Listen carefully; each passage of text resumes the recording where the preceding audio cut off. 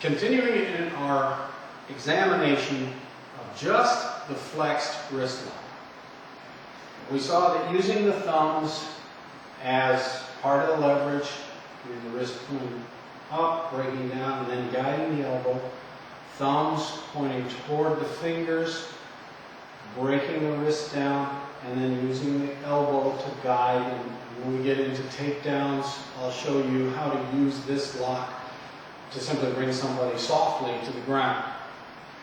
Another way to apply this flexed wrist lock is slapping down on the hand, up on the elbow, and then driving the hand in.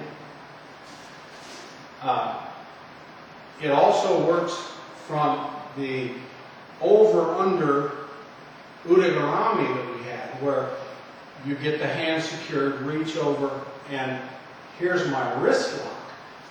But we're not going to go clear into the entangled arm lock at this point. I'm just going to break the wrist down as I push up on the elbow.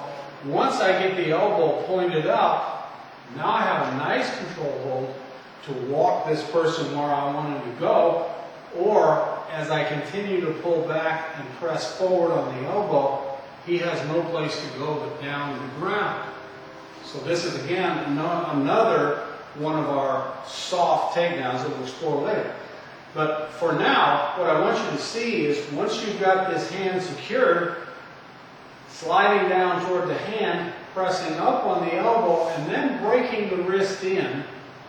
This gives you a tremendous amount of control over your subject because it's going to raise him up on his toes. Once he's on his toes, you can take him just about anywhere. And of course, anybody can see the transition quickly into a hammer lock and further progressing toward our cuffing position, which is the terminus of our arena. It's the terminus of our fight. From the other side, so you see the other angle, I'm grabbing the cross wrist, driving up on the elbow, stepping in and driving the wrist up. I want to keep the flexed wrist lock because this is my point of control right now. I can use either hand, but for convenience sake, I'm just using the outside. If I put a little pressure between here and here, I'm going to get pain reactivity in a quick tap, no matter where I'm positioned. So pressing here to here accomplishes the same wrist lock. From the other arm, again, I want to press up on the elbow, break the wrist down and in.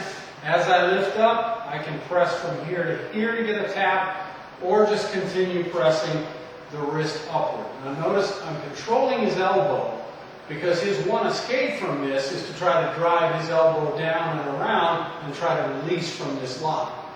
So as I'm coming into this, I have to control his elbow and try to keep his arm, his hand, distant from his body. That way he can't do that twist out in time before he's up on his toes and in control.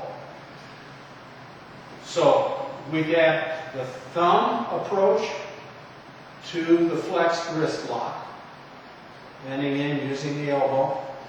Now we have just using the flat palm and counter pressure on the elbow to break the wrist down and bringing the wrist up and under, controlling the elbow so he cannot wiggle away from us before we have him in a position of greater control.